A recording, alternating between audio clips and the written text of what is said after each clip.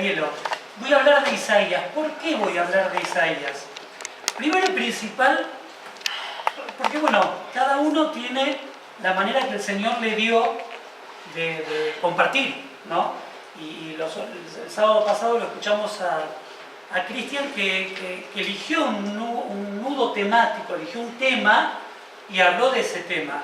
El Arielo también ha hecho lo mismo.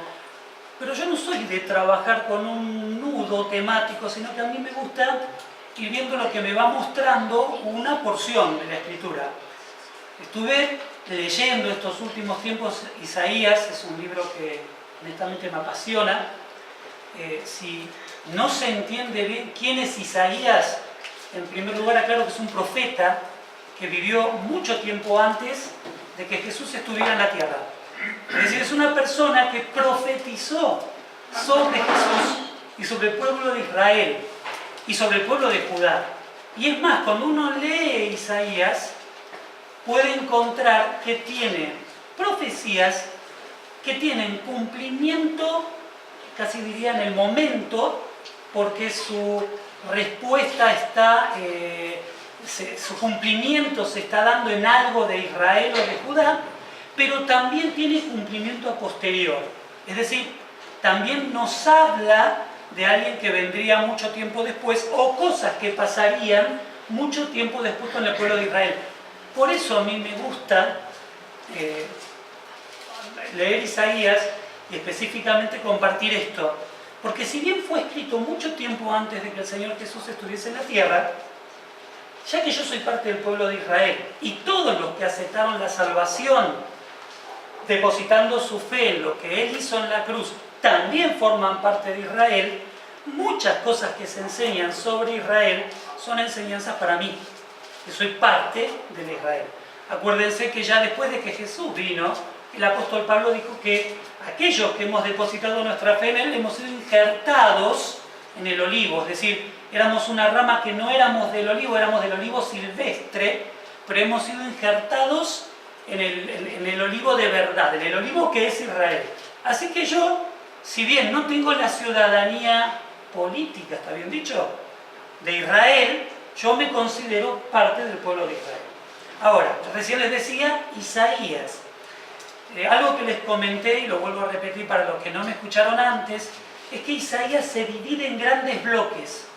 Los primeros capítulos, hasta el capítulo 40, son muchos capítulos, pero hasta el capítulo 40 se está desarrollando una temática. Del 40 en adelante se va a desarrollar una temática distinta. Y específicamente a partir del 40, que ya lo vimos, 41 que creo que también lo vimos, porque el único que no vimos fue el 42, ahí se están presentando algunas, para decirlo de alguna manera, problemáticas con el pueblo de Judá. ¿Cuál era la problemática principal del pueblo de Judá? Estaban en cautiverio, habían sido llevados a Babilonia como esclavos. Todo el libro y prácticamente todos los libros que hablan de ese hecho histórico cuentan que eso pasó por la desobediencia, por el incumplimiento del pueblo de Israel y por el pueblo de Judá, sufrieron esta dispersión o este cautiverio. Ahora, ellos están en cautiverio, ya pasaron 50 años de cautiverio y se empiezan a preguntar, ¿qué está pasando con el Dios de nuestros padres? ¿Qué está pasando con este Dios que prometió que iba a tener un pueblo, que iba a tener esa, que en otro libro lo llama la niña de sus ojos, que iba a tener un especial tesoro, que iba a haber una tierra donde iba a habitar este pueblo? Ya habían pasado 50 años y ellos se veían esclavos y se veían desanimados. Entonces aparece en escena todos estos escritos de Isaías con un objetivo, que son obviamente el objetivo de ayudar al pueblo de Judá, pero vamos a ponerle 2000 años después, como para redondear un número, también están para ayudarnos a nosotros. Así que vamos a hablar de Isaías 43, y le puse como una temática, porque prácticamente de ahí se desprenden estas tres cosas, de este capítulo: un amor, un propósito y una respuesta. ¿Tá? Vamos a arrancar leyendo versículo por versículo. Yo bajé la traducción, la traducción de Reina Valera 2015. Capaz que en una de esas difiere en alguna palabra con la 60, pero es lo mismo. Y después voy a estar hablando sobre 2 versículos donde he notado grandes diferencias entre las distintas versiones, como para que lo veamos y saquemos alguna conclusión sobre eso. Pero vamos a ir viendo versículo por versículo o dar bloquecitos y vamos a ir sacando algunas cosas de ahí. Arrancamos con el primer versículo, 43.1, dice, pero ahora. Yo creo que en la 1960 dice, y ahora, ¿puede ser? Ahora. Bueno, ese ahora está representando una bisagra, está representando un quiebre. Acá en esta versión está un poquito más claro con el pero ahora. Pero ¿qué es lo que está pasando con ese pero ahora? Y eso me lleva directamente al capítulo 42. Dejé mis anteojos por ahí, dentro de la valija. Si me acompañan a ver solo un versículo del capítulo 42, nos vamos a dar cuenta de lo que está pasando.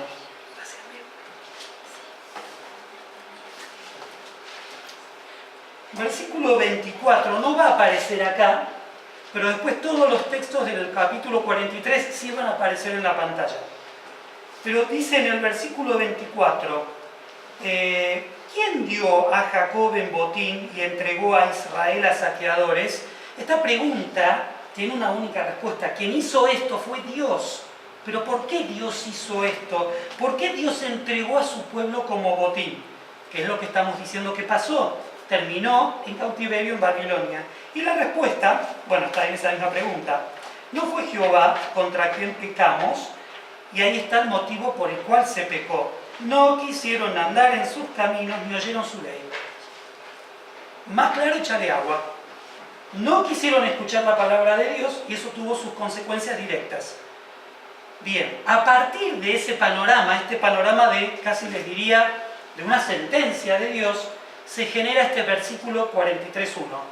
Pero ahora, y acá es donde el Señor va a cambiar su diálogo con el pueblo. Les viene diciendo, ustedes han obrado mal, han dejado mi ley, les pasó esto y esto. Pero ahora, eso es lo más grande del mensaje que nosotros nos encontramos en las Escrituras. El Señor siempre nos va a marcar por medio de su palabra nuestros errores, pero siempre está Él, pero ahora. Siempre detrás de un mensaje del Señor donde nos está diciendo que algo está mal, viene su amor, su restauración, su perdón, y vamos a tratar de ir mirando esto a lo largo de este capítulo. Dice, pero ahora, así ha dicho el Señor, el que te creó, oh Jacob, el que te formó, oh Israel. Para los que no saben, el nombre Jacob y el nombre Israel se está refiriendo a la misma persona. ¿Tá? Es una persona física, es un patriarca del pueblo de Israel. Es más, el pueblo va a tomar el nombre de esta persona. Ayúdenme, Abraham, Isaac, Jacob. Esta tercera persona dentro de lo que serían los patriarcas, este Jacob, es al que Dios le va a cambiar el nombre luego y lo va a llamar Israel. ¿Tá? Pero acá no se está refiriendo a la persona, se está refiriendo a su pueblo, se está refiriendo a la nación de Israel, a la cual llama con los dos mismos nombres, como Jacob y como Israel. Ahora, ¿por qué hizo el Señor esto? ¿Por qué en el escrito, por qué en este escrito, en este libro de Isaías al pueblo de Israel le llama, oh Jacob, o le dice el que te creó, oh Jacob, el que te formó, oh Israel? Y ustedes me van a decir, y sí, le dijo así, porque más vale, su nombre es Israel. Pero yo tengo una frase que siempre me gustó, y es que el Señor nunca da puntada sin hilo. ¿Qué fue lo que hizo en el momento en que el pueblo estaba pasando por este cautiverio y estaba tan desanimado y triste? Los llevó a algo viejo. Por eso puse ahí hay una primera referencia al Éxodo. ¿Qué es el Éxodo? Cuando Israel fue liberado de la esclavitud cuando estaba en Egipto. ¿Tá? Y ustedes me van a decir, ¿por qué esto es una referencia al Éxodo? Desde el momento en que lo está llamando a esta nación, se está refiriendo a una nación, y no se está refiriendo a una persona, y le está diciendo, yo, el que te creé, el que te he creado, oh Jacob, el que te formó Israel, se está yendo directamente al tiempo anterior, antes de salir de Egipto. ¿Por qué? Porque en ese momento había nacido la nación de Israel. Acuérdense que a Egipto había llegado un grupo de personas nada más. pero estaba saliendo de Egipto una nación. Entonces acá estamos hablando de una nación, no de una persona, a la cual se la está llamando con los mismos nombres de su patriarca, Jacob e Israel. ¿Me siguen hasta ahí? Entonces, algo que me gusta que hace el Señor, cuando no estamos bien o cuando estamos bien, parte de su enseñanza es llevarnos para atrás. ¿A dónde nos lleva? A sus maravillas, a todo lo que Él hizo. Y es lo que está haciendo con el pueblo de Judá que estaba en cautiverio. Vayan para atrás, recuerden las cosas que hice. Entonces, primera referencia al Éxodo. Miren cómo sigue este texto. No temas, porque yo te he redimido, te he llamado por tu nombre, tú eres mío. ¿Está? Nosotros somos parte de Israel, así que podemos hacernos parte de este texto tan alentador. No temas. Y ojo, va a aparecer de nuevo, estamos parados en el versículo 1 ahora. En el versículo 5, el Señor va a volver a decir, no temas. En este versículo dice, no temas, y va a hacer referencia a lo que Él hizo. Pero en el versículo 5, y ya vamos a llegar, va a hablar de no temas, pero por quién es Él. O mejor dicho, por dónde está Él. 2 veces habla de no temas a su pueblo, y una vez relacionada con lo que hizo, y otra en donde Él está. Ahora, no temas porque yo te he redimido, nuevamente lo lleva al Éxodo. Segunda referencia del Éxodo. ¿Por qué al Éxodo?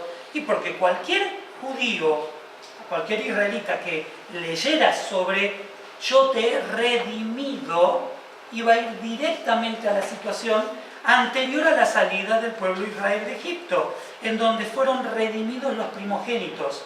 ¿Se acuerdan qué era lo que había pasado en esa situación? Había una plaga que Dios estaba volcando sobre el pueblo de Egipto porque el faraón se negaba a dejar salir al pueblo de Israel. Esa última plaga pasaba por la muerte de los primogénitos. ¿Qué primogénitos no morían? Aquellos que habían sido redimidos. ¿Qué quiere decir redimidos? Comprados. ¿Qué quiere decir esto de comprado? Que un cordero había muerto y su sangre se había utilizado para pintar por arriba y por los costados de la puerta de la casa en donde vivía ese israelita o ese egipcio que haya decidido hacerlo. Entonces, nuevamente Dios está llevando a su pueblo atrás. Recuerden las maravillas, recuerden lo que hice. Y eso es grandioso para nosotros. También salen egipcios, sí, salen egipcios con ellos porque muchos egipcios creyeron. No, yo te digo muchos, pero no sé un número. Pero son los extranjeros que han salido con Israel. Bien. Y también se han sumado de otros pueblos. Entonces, qué bárbaro el Señor. En cambio de decirte, anímate o no te desanimes, no, te dice, no te desanimes porque recordá todo lo que vine haciendo, recordá todo lo que hice. ¿Qué es hacer una palabra de ánimo para nosotros? Ese mismo texto sigue hablando de, te he llamado por tu nombre, tú eres mío. Ese nombre fue puesto por el mismo Yud-Hei Bat-Hei. ¿Quién es Yud-Hei Bat-Hei? Al que nosotros hemos llamado Yahweh, o como lo llamamos también cuando leemos en el texto, como Jehová. Hay muchas opiniones acerca de cómo se pronuncia ese nombre, pero se escribe así, Y-H-V-H, Yud-Hei Bat-Hei. ¿Qué significa eso? El que era, el que es y el que será o el que ha de venir.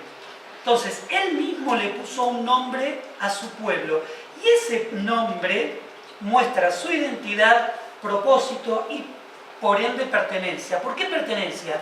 Porque si Dios le puso el nombre es porque Dios es la autoridad suprema. El único que pone nombres es una autoridad por encima de esa persona o en todo caso de este pueblo. Dios está poniéndole un nombre. ¿Y qué significa Israel? El que vence con él, el que vence con Dios. Eso es lo que significa Israel. Y ese nombre le puso a su pueblo. Y espero que vivamos esa realidad, los que vencemos con él. Pero ojo, hay un detalle más sobre el nombre y ya vamos a llegar más adelante. Ahora nos quedamos con que el Señor puso ese nombre y sabemos que ese nombre era Israel, porque en la historia de Jacob, él pelea con Dios y Dios le cambia el nombre y le pone Israel, el que venciere, que vence con Dios. Ahora, seguimos, ya vamos a llegar al tema del nombre. Miren qué hermosas palabras, y díganme si no les suena algo. Cuando pases por las aguas, yo estaré contigo. y cuando pases por los ríos no te inundarán. Cuando andes por el fuego no te quemarás, ni la llama te abrazará. Porque yo soy el Señor tu Dios, el Santo de Israel, tu Salvador. La primera parte del texto, cuando pases por las aguas yo estaré contigo, y cuando pases por los ríos no te inundarán. ¿No le lleva algo? ¿No le lleva a la memoria algo? El cruce del Mar Rojo. El cruce del Mar Rojo, lo primero, cuando pases por las aguas yo estaré contigo. ¿Y a qué se refiere con los ríos? Al Jordán. Al Jordán. En las dos situaciones estamos volviendo nuevamente al Éxodo. Estamos hablando de todo el peregrinaje del pueblo de Israel. Ahora, ¿quién los acompañó? ¿Quién hizo estos milagros? El Señor. Vuelvan para atrás, miren para atrás. Pero ojo, no se mareen, porque el Señor acá hace un juego de palabras. Bueno, no en este texto. Más adelante, ustedes me van a decir, pero César, ¿no dijiste que el Señor te estaba llevando para atrás? Sí, pero después le va a decir que hagan otra cosa. Hace referencia a cuando andes por el fuego no te quemarás, ni la llama te abrazará, y se entiende que, bueno, primero decíamos que lo de las aguas era una tercera referencia al Éxodo, y lo del fuego está relacionado con los peligros que se pueden presentar. Y algunos comentaristas dicen que tienen que ver con la quema de la ciudad de Jerusalén en el momento en que fue invadida y fueron llevados cautivos ellos. Ahora, miren cómo terminan estos textos. Dice, porque yo soy el Señor tu Dios, el Santo de Israel, tu Salvador. Fíjense que primero habló el nombre del pueblo. Yo te puse nombre, ¿tá? Pero ahora está dando su propio nombre. Y lo está dando a partir de 4 características que hacen a su nombre. El primero, dice, yo soy el Señor tu Dios. El Señor. ¿Qué es Señor? Yud, Hei, Bat, Hei. Y-H-D-H. ¿Quién era, quién es y quién será o quién ha de venir? El Eterno. Como quien diría, el Eterno. Yud, Hei, Bat, Hei, el Eterno. Así se está presentando delante de su pueblo. Como para que recuerden su nombre y para que nosotros no lo olvidemos. Dice, tu Dios, Adonai. El Santo de Israel. El Kadosh de Israel, si lo estoy pronunciando bien. Tu Salvador. ¿Cómo es tu Salvador? Yeshua. Está dando, ¿quién es Yeshua? Jesús. Está dando todo el panorama, sí, no es todo, pero es un abanico enorme, profético, de qué es su nombre. Porque ahí todavía no ha venido. Tal cual, él no había venido todavía, pero ya la gente conocía que ese era su nombre. Ahora, fíjense qué interesante cómo lo presenta su nombre. Primero, el Yud Hei Bat Hei, lo que acá se tradujo como Señor, es su característica, su esencia, el Eterno. Pero después también se nombra a partir de su relación con el pueblo. Adonai, que es el Señor, ¿sí? Yo soy tu Señor, una relación con su pueblo. El Santo de Israel, otra relación con su pueblo. Tu Salvador, otra relación, mejor dicho, la misma relación presentada con 3 expresiones distintas. Qué bárbaro que ese nombre para nosotros sigue tan vigente como para ellos. Y acuérdense, Él nos puso un nombre, este es su nombre, y después va a ser una nueva referencia acerca del nombre, así que no pierdan eso. Pero ahora vamos a seguir con el texto que sigue. Dice, a Egipto he entregado por tu rescate, a Etiopía y a Seba he dado por ti, puesto que ante mis ojos tú eres de gran estima y eres honorable, y yo te amo. Daré hombres por ti y pueblos por tu vida. Les digo, me costó y me cuesta entender este texto. ¿Por qué? Porque en ninguna parte de la historia se ve que Ciro, rey persa, que es el que liberó o dio permiso a los judíos para que vuelvan a Jerusalén, nunca él invadió ni a Egipto, ni a Etiopía, ni a Seba.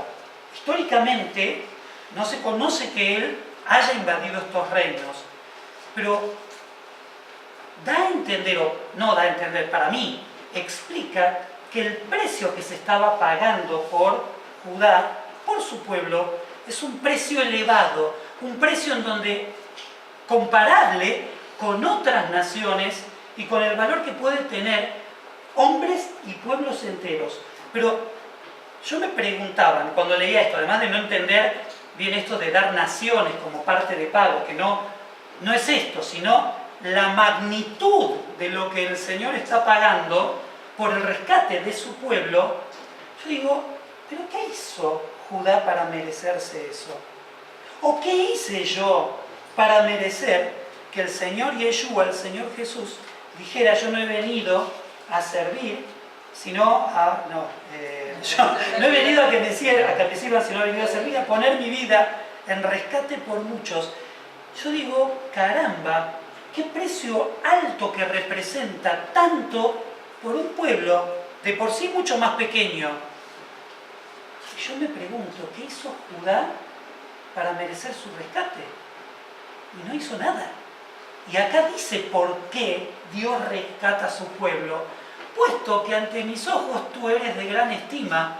Y yo me miro a mí mismo y digo, ¿qué tengo de gran estima yo?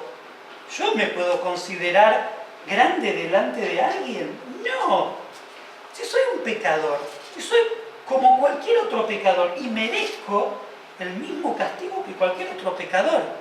Pero el Señor nos mira, porque nos mira como parte de su pueblo, como de gran estima. Dice, y eres honorable. Yo digo, ¿qué honor hay en mí? Ninguno. Pero Él me ve honorable. ¿Soy yo honorable? No. Y yo te amo. ¿Hay motivos para que me ame? ¿Hay motivos para que nos ame? No. Simplemente es su cualidad. Él es amor. Y lo dice la misma Escritura. Y nos ama. ¿Y no lo merecemos? No. ¿Se lo merecía el pueblo de Judá? No. Pero Él estuvo dispuesto a pagar un precio altísimo por amor a su pueblo. No nos olvidemos de eso. Está bueno pensar en que alguien me ama. Es un amor... A ver, yo digo... No me equivoco, mi amor. Miriam me ama. Y sí, me ama. No le Yo queda la, otra igual. yo la amo. Ella me ama. Bueno, pero esto es distinto. Dios me ama y me amó primero a mí sin que yo lo amase a Él. Y me buscó y... Bueno, Él está... ¿Qué quiere decir estos textos? Que Él está dispuesto, y lo hizo, a pagar un alto precio por su pueblo, y que ama a su pueblo por pura gracia. Los que digan que en el Antiguo Testamento no se ve gracia, no se ve la gracia, se equivocaron. Porque algunos dicen que en el Nuevo Testamento está la gracia. Dicen la dispensación de la gracia. Y esta es la dispensación de la ley. No, miren la gracia que hay del Señor acá. Por puro amor. Por puro amor. Seguimos. Textos que siguen. Y ojo, muchos de los textos yo los estaba recordando mientras cantábamos coros. Y me iba a poner a anotar los coros que habíamos cantado para relacionarlo con lo que estoy hablando. Pero no me daba. Para pasar los coros, buscarlos y tratar de ir escribiendo no me daba. Pero Cristian habló de algo y que está en este texto. Pero fíjense qué interesante. ¿Qué les dije yo que hizo el Señor con el pueblo de Israel? Los llevó para atrás. Miren mis maravillas, miren lo que hice. Y acá pega un salto al futuro. Miren lo que voy a hacer. No temas, porque yo estoy contigo. Del oriente traeré a tus descendientes y del occidente te recogeré. Diré al norte, entrégamelos, y al sur no los retengas. Trae de lejos a mis hijos y a mis hijas de los confines de la tierra. Esta es una de las más grandes promesas que nosotros como parte de Israel creo que estamos esperando. El día que venga el Señor y diga, vengan que vamos a armar todo el pueblo junto, allá donde yo voy a poner mi trono, donde voy a empezar a gobernar, y ahí vamos a estar todos juntos con Él. De mirarlo para atrás, mirar lo que el Señor había hecho, lo llevó para adelante. Yo decía, si este texto tiene su cumplimiento en la vuelta de Judá de Babilonia, yo digo, con haber puesto del oriente traeré a tus descendientes era suficiente, porque se supone que si acá está Jerusalén, teniéndolo en cuenta a ustedes, Babilonia estaba hacia el oriente, así que no hacía falta escribir del occidente, del norte y del sur. Y fíjense, ¿se imaginan? Yo lo imagino por un rato, ¿no? Al Señor dictándole esto a Isaías, o Isaías profetizándolo, y en ese sur estamos nosotros. Nosotros estamos en Sudamérica, ¿no? Estamos acá, metidos dentro de este texto. Y el Señor está diciéndoles al pueblo de Israel, miren lo que va a venir. Yo los voy a volver a juntar desde los confines de la tierra, para que sean ustedes mi pueblo, y yo el rey gobernando delante de ustedes. La reunión de los dispersos. Indudablemente es, bueno, podemos decir que puede tener su cumplimiento con la vuelta de los judíos, pero tiene su cumplimiento también en la vuelta de todo Israel. Y miren esto, por eso les dije, no se olviden del tema del nombre. No se olviden del tema del nombre. A cada uno es llamado según mi nombre. A cada uno que es llamado según mi nombre y a quien he creado para mi gloria, yo lo formé, ciertamente yo lo hice. Y a cada uno que es llamado según mi nombre. Habíamos dicho algo acerca de que el Señor les había puesto un nombre. Habíamos hablado también del nombre del Señor como Yahweh o Jehová, Adonai, Kadosh de Israel y como Yeshua. Ahora dice que a los que se van a reunir son a cada uno de los que son llamados según mi nombre. Y acá yo me pregunto, ¿llevo el nombre de Él? ¿Lo llevo en mi vida a su nombre? Para que lo pensemos, para que reflexionemos. ¿Es Él el eterno en mi vida? ¿Él es el Señor? ¿Él es el santo y que me guía mis caminos en santidad? ¿Él es mi Salvador? Para que lo preguntemos. Pero Él va a juntar a todos los que llevan su nombre, no mi nombre. Acá no es ni César, bueno, mi seudónimo Billy, no es eso, es el nombre de Él. Ahora, ¿para qué? ¿Para qué llevar el nombre de Él? Y acá entra lo que les decía, porque les venía hablando de un amor, el amor de Dios. Después les hablé, con ese título que les puse, un propósito. Yo seguramente que si les pregunto a ustedes, ¿saben por qué están acá? ¿Saben cuál es el propósito por el cual ustedes están acá en la tierra? Sí, me van a decir muchos que saben cuál es el propósito. ¿Se acuerdan que Pablo dijo que llamó para... se me fue el texto. Bueno, llamó a su pueblo para anunciar las virtudes de aquel que nos llamó de la luz, de las tinieblas a su luz admirable. Entonces uno dice, sí, mi propósito es ese. Bueno, acá también lo está diciendo, lo mismo. Dice, y a quien he creado para mi gloria. Para mi gloria. La única forma de darle gloria a Él es llevar su nombre.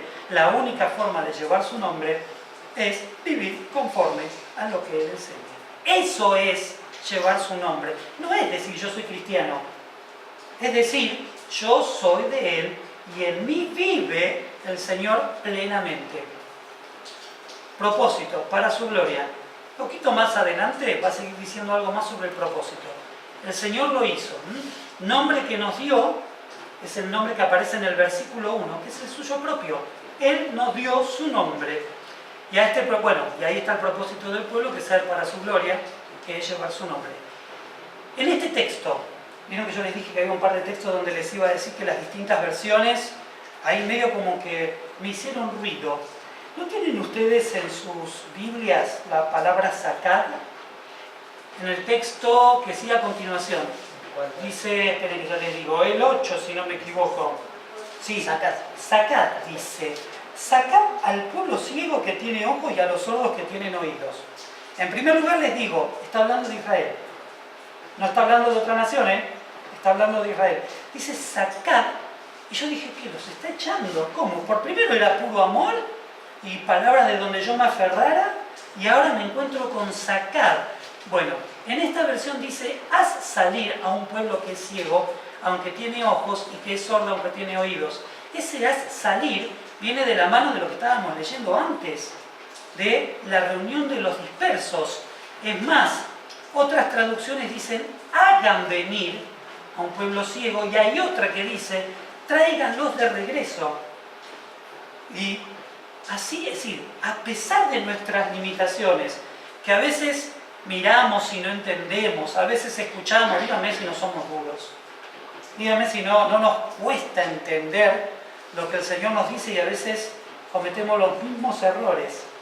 Bueno, el Señor eso lo ve, eso lo sabe, pero a pesar de eso, acá viene la segunda parte del propósito que Dios nos dio. Acuérdense que le está diciendo al profeta, separen o traigan a mí a estos duros, que son duros.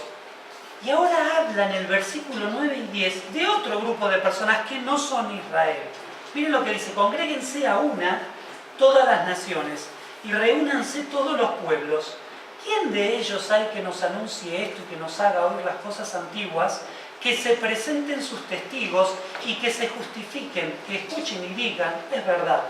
No sé si lo entienden. Parece difícil. No está hablando de Israel.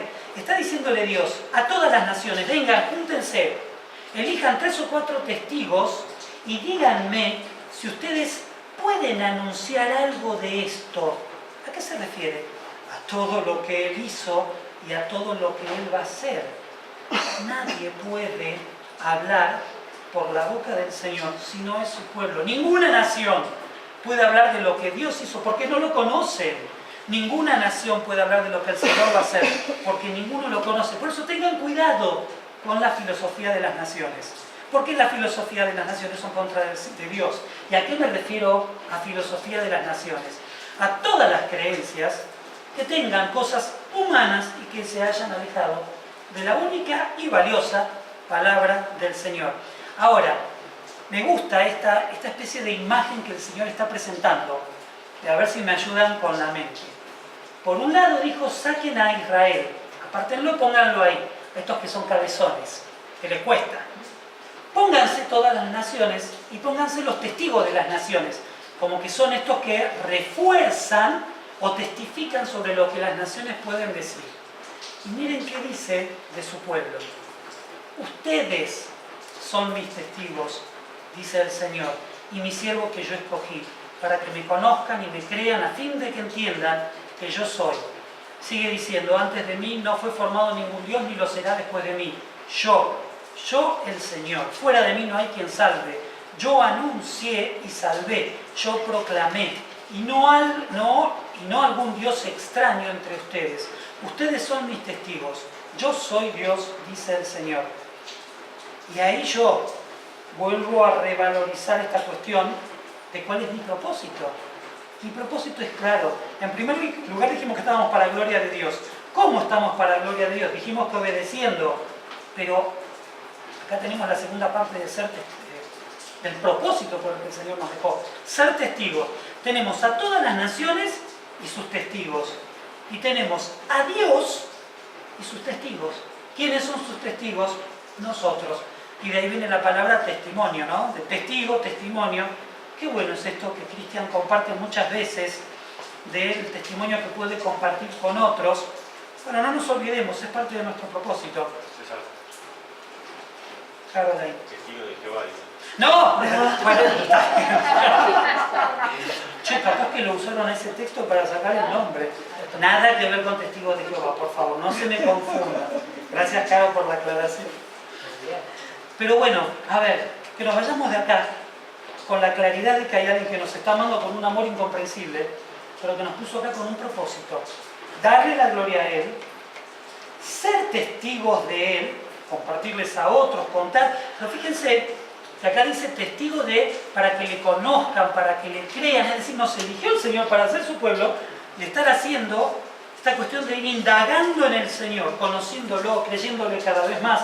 Esto no se acaba, no es, ya creí en Jesús y ya está. Hay mucho más que ahondar. Estamos hablando del eterno y la idea es que nosotros nos podamos sumergir en conocer un poco más, cada vez más, a este que es eterno. No lo quiero hacer muy largo, ¿lo saturé demasiado? Sí. ¿Sí? ¿Cortamos acá? Sí. Cortamos acá, no sé, digo, pregunto. Y falta que tenemos capítulo. Claro. Hay unas partes que se saltea, pero no sé, ¿están cansados o sobreviven? No, Vamos. Por eso, vamos. Bueno, sigo. Entonces, la idea es ser testigo. Pero miren en el versículo 11. Y ahí hay otro texto donde depende de la versión que agarremos, cambia la interpretación.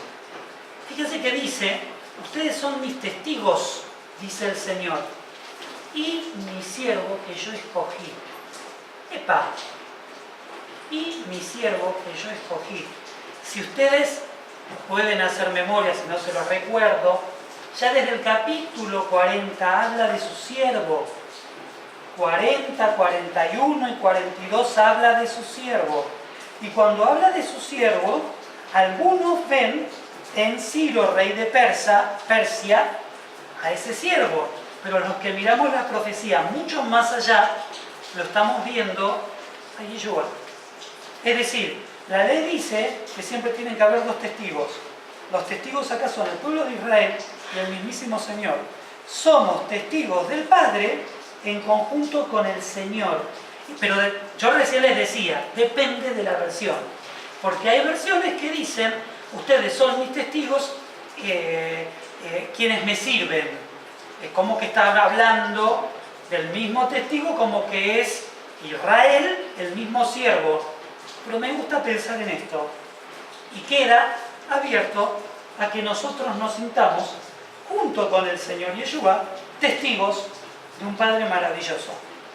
Seguimos. Es más, ¿qué dice Apocalipsis 1.5 acerca del Señor Jesús? ¡Ja! Los maté, no se acuerdan.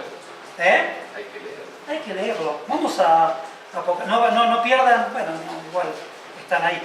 Busquemos Apocalipsis 1.5. Dice muchas cosas del Señor, pero hay una que es como una confirmación a lo que está diciendo Isaías acá.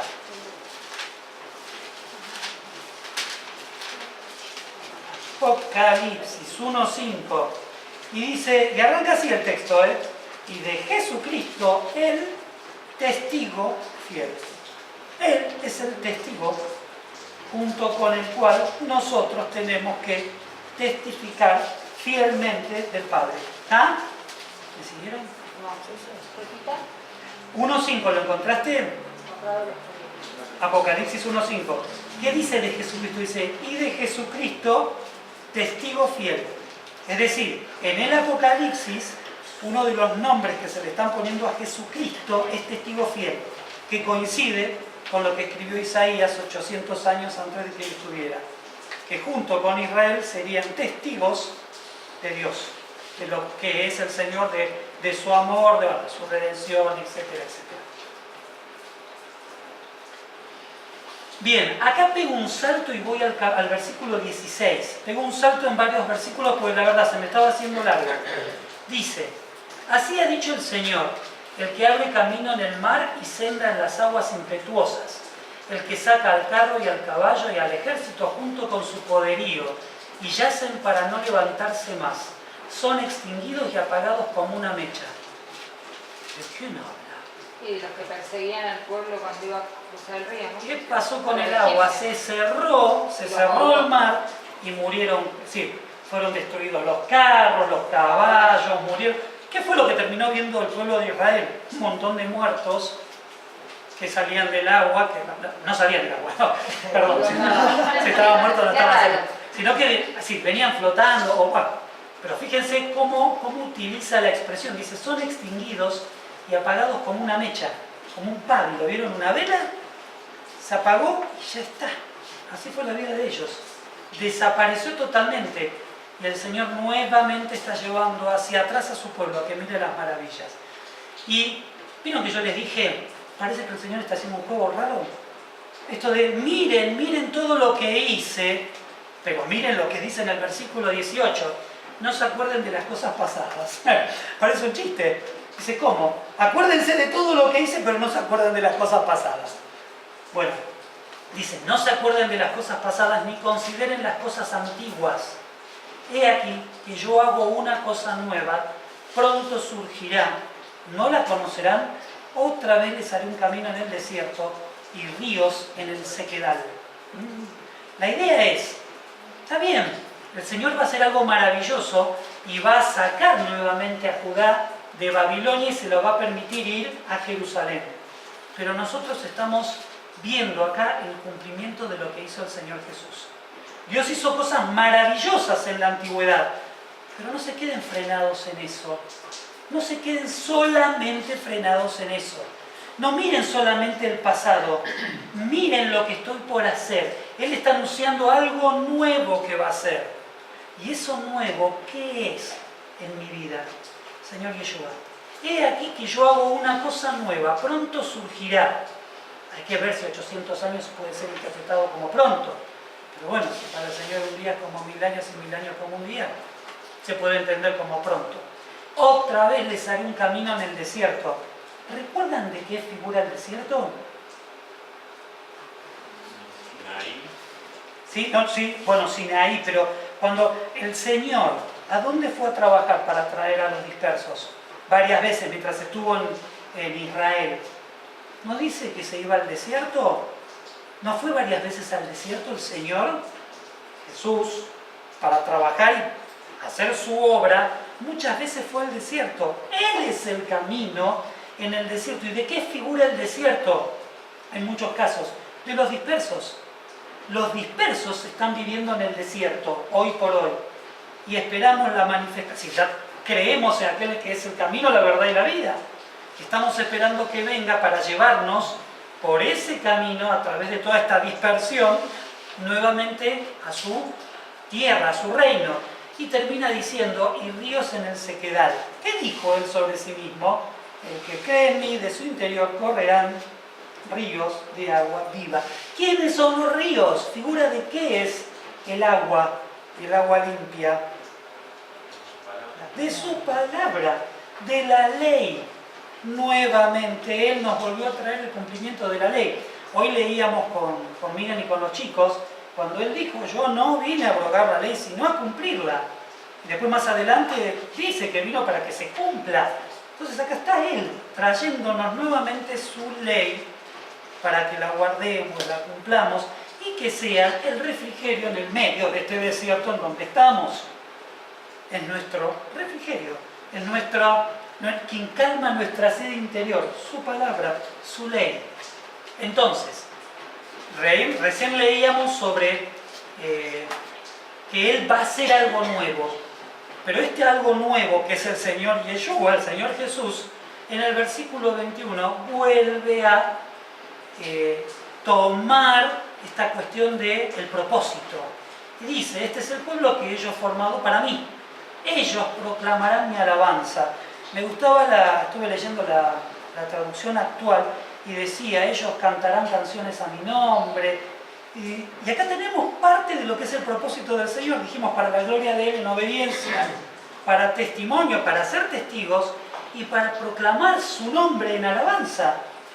Yo creo que el Señor debe estar recontra alegre cuando nosotros nos juntamos a proclamar su nombre, a proclamar su grandeza, porque lo estamos haciendo, porque lo creemos, no estamos cantando canciones de, no sé, ahora no voy a tirar nombres de cantantes porque voy a decir cualquier verdura, pero estamos cantándole canciones a Él, estamos exaltándole. Bueno, cada vez que vengamos y nos juntamos o decidamos cantar una canción en la soledad de nuestra casa, estamos exaltando su nombre y estamos cumpliendo ese propósito por el cual estamos acá. ¿Qué les decía recién? Cuarta referencia al Éxodo. Los carros, los caballos, el mar que se cerró, todos los egipcios que murieron. Este juego de recuerden y olviden. ¿Pero por qué recuerden y olviden? Porque Él tiene mucho más que hacer todavía. Si nos quedamos mirando lo que Él hizo, nos olvidamos de que Él tiene mucho por hacer. Tiene mucho por hacer en su pueblo, tiene mucho por hacer en nuestras vidas y lo va a hacer. Él sigue obrando, no está todo hecho. Uno podría decir, está todo dicho, sí, en su palabra ya sabemos cómo viene todo. Pero Él está obrando y Él está haciendo cosas, no se estancó, no es que ya está, es un Dios que hizo cosas en un principio y ahora ya no. No, las sigue haciendo en nosotros.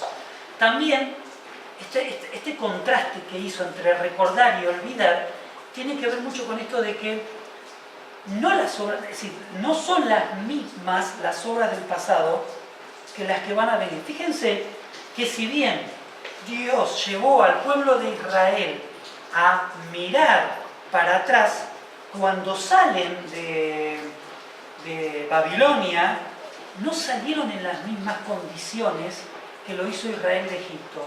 Israel salió de Egipto perseguidos por los faraones, asustados porque los iban a matar o a tomarlos nuevamente como esclavos, pero Israel no salió así de Babilonia. Es más, salió con un edicto por parte de Ciro, donde hasta se les daban las cosas que necesitaban para reconstruir la ciudad. Es decir, no salió de la misma manera, pero de una manera parecida. No todo lo que el Señor nos hace ver a nosotros del pasado se va a repetir nuevamente. Por eso el Señor dice, recuerden, pero no se frenen en eso. Así que olviden porque van a venir cosas nuevas. Pero también este texto tiene que ver algo mucho, no con lo que el Señor está haciendo, sino con lo que hizo Israel, con lo que hizo Judá. La idea es, no se acuerden de las cosas pasadas, no vuelvan de nuevo a lo que ya hicieron. Ustedes están cautivos porque no me obedecieron, porque no le hicieron caso a mi palabra. Bueno, no vuelvan a repetir lo mismo. Es decir, este texto, esta expresión, tiene muchas connotaciones. Lo que Él hizo, el Señor, pero también el pueblo de Israel. No repitas lo que hiciste y lo que te llevó al fracaso. No lo hagas. Ajustate a lo que el Señor te está pidiendo. Y, como recién les decía, se enriquece el propósito de su pueblo como testigos. Se está terminando. Y esta es un semáforo rojo para nosotros. Porque nos ama, nos dio un propósito, hizo cosas maravillosas, obra, es genial el Señor. Pero ¿cuál fue la respuesta? Por eso yo les puse una respuesta. Bueno, esa respuesta nuestra no tiene que ser esta. ¿Qué dice acá? Sin embargo, no me invocaste, oh Jacob, sino que te cansaste de mí, oh Israel. No me trajiste corderos como tus holocaustos, ni me honraste con tus sacrificios. No te hice servir con ofrendas, ni te fastigué con incienso. No compraste para mí caña aromática por dinero, ni me saciaste con el cebo de tus sacrificios. Más bien, pusiste sobre mí la carga de tus pecados, me fastigaste con tus iniquidades. Está difícil estos textos, porque hace referencia a muchas cosas. Vamos a tratar de entender parte por parte. Una advertencia sobre el estado espiritual. Cuidado si empezamos a sentirnos cansados del Señor. Cuidado si no queremos venir a reunirnos. Cuidado si no queremos leer su palabra. Cuidado si no queremos orar. Eso está mostrándonos que estamos tecleando mal, como hizo Israel. No nos cansemos del Señor. Es más, cuando uno piensa que Él es eterno, que es fuente de vida eterna, que es sublime, que es maravilloso, ¿cómo me puedo llegar a cansar de alguien como Él? Pero nos cansamos. Lo hizo un pueblo entero. Miren si nosotros no nos podemos caer en la misma. Todo lo que Israel vivió es para advertencia nuestra. Dice, no me trajiste corderos como tus holocaustos, ni me honraste con tus sacrificios. Y ese texto no tiene sentido. No tiene sentido. ¿Había templo? No había templo, estaba destruido. ¿Cómo el Señor le va a estar reclamando a ellos que no le trajeron el cordero ni el holocausto, ni los sacrificios? Después le dice, no compraste para mí caña aromática, ni saciaste con el cebo de tus sacrificios. ¿A qué se refiere el Señor? ¿Por qué les está diciendo? Si ellos sabían perfectamente que no había templo. Y más vale que en Babilonia no se iban a poner a hacer sacrificios. Si los sacrificios solo se podían hacer en el templo de Jerusalén. Y acá el Señor está con un ejemplo exagerado, mostrando cómo el pueblo de Israel había descuidado su relación con Dios. El tema acá no es, no me trajiste tu cordero, si no había dónde llevarlo. El tema es, no te preocupaste por nada de mi relación con vos. Y cuidado, sigue siendo una advertencia para nosotros. No dejemos que nuestra relación con el Señor se caiga. No dejemos de preocuparnos. Y leía sobre un ejemplo que me gustó. Supónganse que yo sé que a Miriam quiere un ramo de flores. Y sí, ella siempre me pide flores y yo jamás le compré un ramo de flores. Ahora, supónganse que digo, quiero alimentar mi relación con Miriam, que sea, le voy a comprar un ramo de flores. Está aquí que la florería está cerrada. ¿Vuelvo a mi casa con las manos vacías? Sí. No, le compro un bombón, le compro un chocolate, porque de alguna manera le estoy demostrando que quiero alimentar esa relación con ella. Y es lo que el Señor les está marcando al pueblo de Israel. Más vale que ustedes no tenían que llevar sacrificios, pero dejaron caer todo. Dejaron caer la relación del pueblo con su Dios. Es una advertencia para nosotros. Es más que una advertencia, es un... Cuidémonos, es un... A ver, mirémonos cómo estamos. Dice, no te hice servir con ofrendas, ni te fatigué con incienso. Y ahí me gustó eso de no te fatigué con incienso. El Señor está diciéndole al pueblo de Israel, yo no hice una ley dentro de la cual está el llevar el incienso al templo para que ustedes se fatiguen. El Señor no puso una ley para que nosotros lleváramos una carga pesada. Él no nos puso una carga pesada. Los que dicen que la ley es una carga pesada de llevar, no la entienden, porque la ley no fue puesta como carga. Fue puesta para enseñarnos cómo adorar correctamente. La ley no es para ser vivida como algo oneroso. Y el Señor se le está reclamando al pueblo de Israel que lo estaban viviendo como algo fatigoso. Es más, dice, no compraste para mí caña aromática, no por dinero ni me saciaste con el cebo de tus sacrificios. Dice, más bien pusiste sobre mí la carga de tus pecados. Y yo pienso en el Señor. Pienso en el Señor cargando el peso de mi pecado. Otras versiones ponen otras palabras, pero me gustó esta, porque ahí está el Señor cargando el peso de mi pecado, mi desobediencia, mi caminar lejos de Dios, aunque yo quisiera que estuviese bien, pero mi caminar lejos de Dios, eso tuvo un precio. Y el precio era que yo fuera condenado eternamente, pero hubo alguien que pagó por mí, quien cargó todos mis pecados sobre sí mismo. Él fue, Dios hecho hombre. Ahora, fíjense que dice, me fatigaste con tus iniquidades. Y miren qué contraste. Él no fatigó a su pueblo con la ley, pero el pueblo lo fatigó a Dios con sus iniquidades. Es como que el Señor me dice, yo no puse una ley para que vos la vivas y estés cansado y fatigado, pero tened cuidado, no me andés fatigando con tus pecados. No, está bien, Él los cargó, pero esto no quiere decir que yo puedo vivir como quiero, porque ya que Él cargó mis pecados, ya está, listo, ya está. Pero bueno, ojo, que cuando Él dice que Él cargó, bueno, lo vamos a ver en un texto que viene después, no me quiero adelantar. Como les decía, hubo falta de amor de parte del pueblo y hubo un descuido en la relación con Él. No dejemos que eso nos pase. Dígame si este versículo no es un refresco. ¿Ah? Hay un amor de parte del Señor, hay un propósito, hay una respuesta que tenemos que dar nosotros a ese propósito, que no sea la respuesta de lo que acabamos de leer, pero si nos equivocamos, ¡ay, qué lindo texto! Yo soy el que borro tus rebeliones por amor de mí, y no me acordaré más de tus pecados. Y fíjense que Él borra las rebeliones por amor de Él, porque Él es amor. No borra las rebeliones porque yo me porté bien, o porque fui una maravilla de persona. Nunca lo voy a poder ser. Más vale, tengo que buscar un objetivo elevado, su ley, su palabra. Pero caramba, por pura gracia, Él dice, no me acordaré más de tus pecados. Yo hoy, 13 de enero de 2018, debo haber cometido un pecado. De ese pecado dice, lo borró.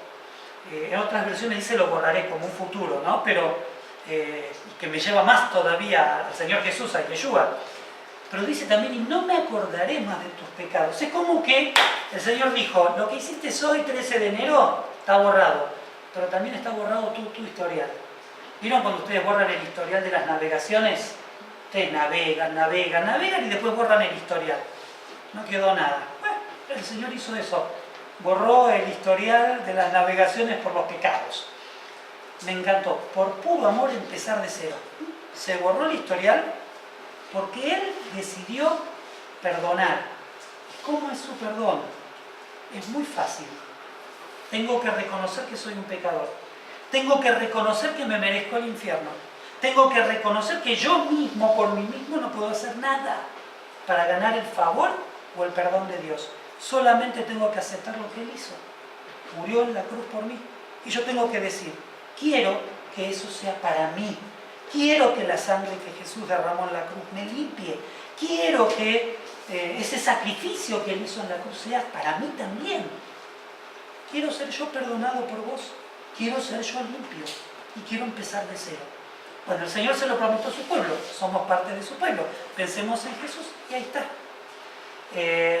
Último texto que les comparto pasa por lo contrario. Si yo quiero aceptar al Señor Jesús y vivir su amor, que mis rebeliones sean borradas y que nunca más se acuerden de mi pecado, genial. Ahora, si no quiero, eso quiere decir que yo estoy confiando en mí mismo, que yo creo que soy alguien, que yo creo que valgo mucho, que yo creo que no necesito ser perdonado porque soy bueno. Bueno, acá dice el Señor, házmelo recordar.